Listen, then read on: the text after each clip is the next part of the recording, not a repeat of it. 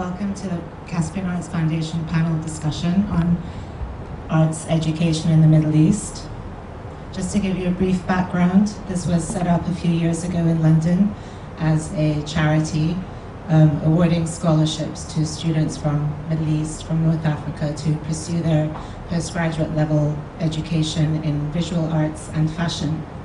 So this is going to be a discussion discussing some of the challenges and issues these students have to overcome in order to further their careers and their education. So I'll pass to Stephen for the video.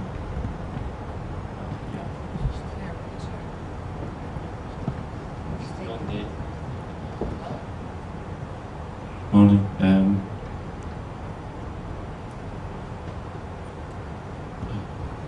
Nina? Sorry, needs a password that's going to sleep. It's traditional to have an AV problem.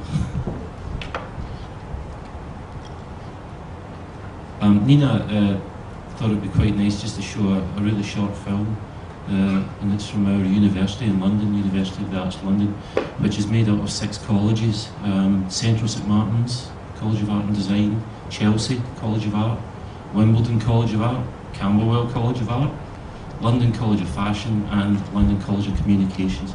So we're 6 colleges under one university, and we cover all areas of practice. Yeah. So it's just a 3-minute video that just shows some of the stuff that goes on at the university.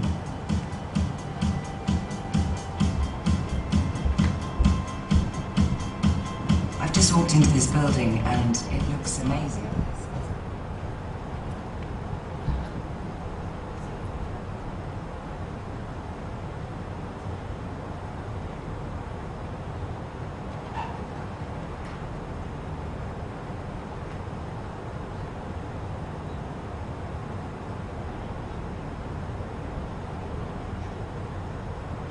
I'll introduce everybody on the panel while we're waiting for this to be done.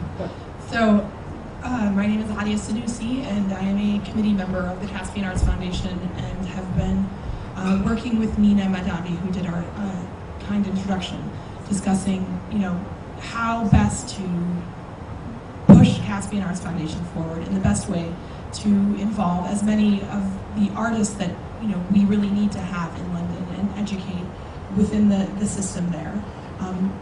On my left is Dana Farouki, a collector and patron and curator based between New York and Dubai.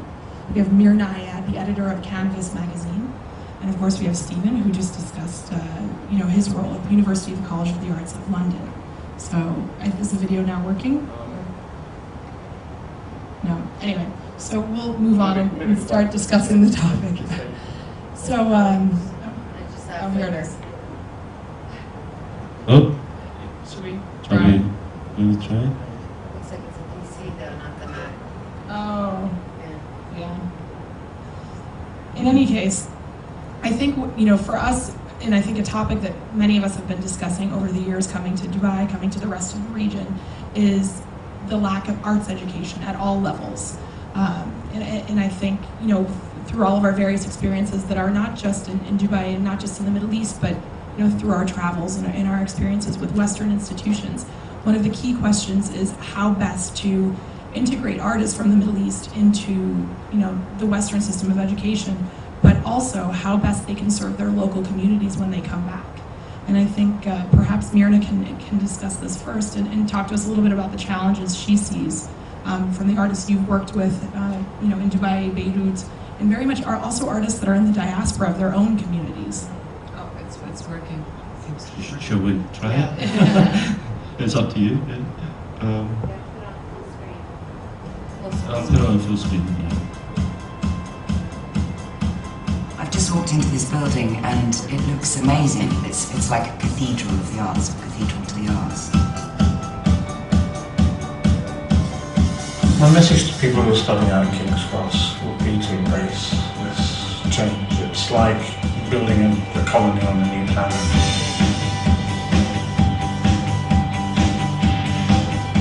The UK is still viewed as the most creative nation in the world. is a new investment, not just in the college, not just in the teaching staff, but also in the area.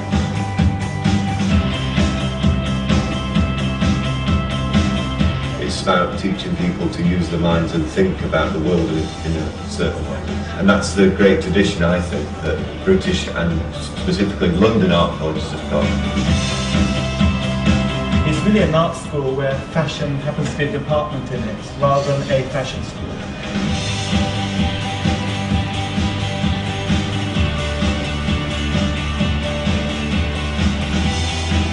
Cosmopolitanism of London, you know, it's full of all kinds of experiences and cultural experiences, and you can really express yourself. Music and fashion and the way people dress, the way they eat, the way they dance, you know, everything happens in London.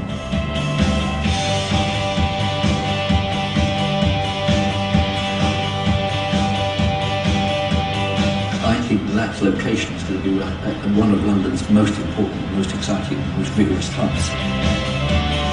When I moved to Pakistan, there was nothing. It's now very kind of buzzy. These players on the edge, maybe that gives you more freedom and create a kind of a new urbanity.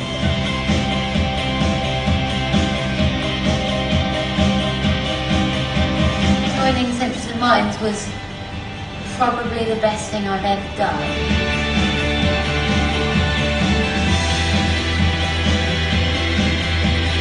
Passion, commitment and hard work.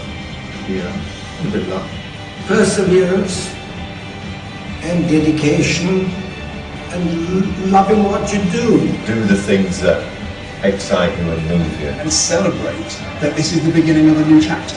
Don't compromise, learn. Don't be big-headed. I mean, one time said it beautifully, the French philosopher. No matter how high the throne you're sitting on, you're still sitting on your own behind.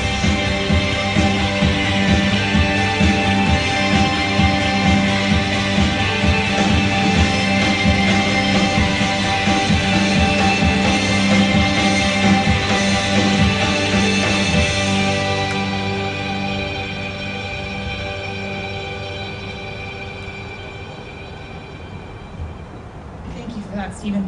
I think I remember when we met, you were discussing just how international the student body is actually throughout all of the universities. Yeah, yeah. I mean, we've got a 40% international student body. We've got a 70% female student body. So, I was interested just before I came over. I was looking at the statistics for Middle Eastern students in our university. There's only 20. You know, we have 20,000 students, so we need to really think about how we engage. 20, actually 20, oh, not 20%. No, 20, yeah. Only 20 in the whole, across all 6 colleges. So we really need to engage with practice and other institutions and other organisations and agencies in the Middle East to really encourage students and talented students from this part of the world to come to London and engage with us. Because what artists want to do, what young artists want to do, is they want to engage with other artists to develop the practice, develop pedagogy, link up and network, because the art world is all about networking to develop your practice. Myrna, how do you see it when you've worked with artists and featured them in Canvas, artists that have gone abroad to study and then come back? Do you feel that there's a difference amongst the artists? Well, first of all, I think it's important to differentiate between artists who have lived in the Middle East and those who have fled with their families and became part of the larger diasporas around the world. Those generally have better and greater access to such institutions. The artists who remained in the Middle East, it's a challenge for them to pay for such fees, and B, there is still, we still have universities and faculties of art across the region, but it's inescapable that we not speak about politics, which challenges any exit outside these countries like Iran and Lebanon and Syria. I mean, getting a student visa from these countries is a nightmare for most. And it's easier to England than it is to other places. Absolutely.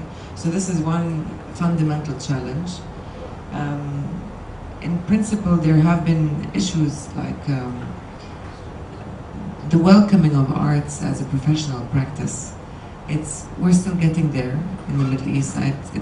We're not there yet. So I think there is education to be done in that respect too. And Dana, as a collector, somebody who's focused on collecting work from the Middle East, but also internationally, and your experiences, you're on the board of Creative Time and MoMA PS1. How do you see it when you look at an artist biography and you see whether or not they have remained in the Middle East or whether or not they've been to kind of prestigious schools in the West? Do you think about that in terms of when you look at that biography? I feel like most of the artists that I've been interested in have actually, I think there are incredible institutions for learning in this region, certainly. I mean, AUB in Beirut being one, and Cairo. I know I was talking recently to the artist Soheila, who said that her dream was to go to New York University and study literature there, but she ended up at AUC. And I think she's done an incredible job having been educated there. But I think we also have to take into account, yes, I think an MFA is really important. I mean, even when I look at any artist, from anywhere in the world, I always take note of where they did their MFA, because, it's one thing to think about your foundation years, and to develop those kind of elementary skills, but in order to really, I think, progress and evolve as an artist, I think a superior master's program is really key in terms of an artist being nurtured and allowed to kind of really explore the things they're thinking about, and also to be surrounded by other artists making interesting work and to be able to be inspired and converse with them. But I think also the other thing that we have to think about in terms of artists from this part of the world is that they're different, and also even collectors, and we're all connected to different kinds of institutions that make up a greater education. So, for instance, Canvas has played a significant role in educating a large audience. Meaning non-traditional organizations, I see Michael Jah here from Christie's also. I mean, you wouldn't think that they necessarily be focusing on art education, but they had to, since they were kind of one of the first presence in terms of arts in the region. Galleries such as the Third Line, they're always holding public programs. I mean, doing things that those kinds of models in the West traditionally haven't done. And I think as the one thing that we are probably missing here is there hasn't, until Christine Trame's homework space in Beirut, there hadn't been an MFA program. That's the first of its kind, and I think she's really she's doing great work there, and kind of she recognized that there was a void. Yeah, but I think I mean the education of an artist is essential, and I think Soheila can probably talk a little bit more about her background. You've been through actually quite a few of the schools in London that Stephen was just discussing.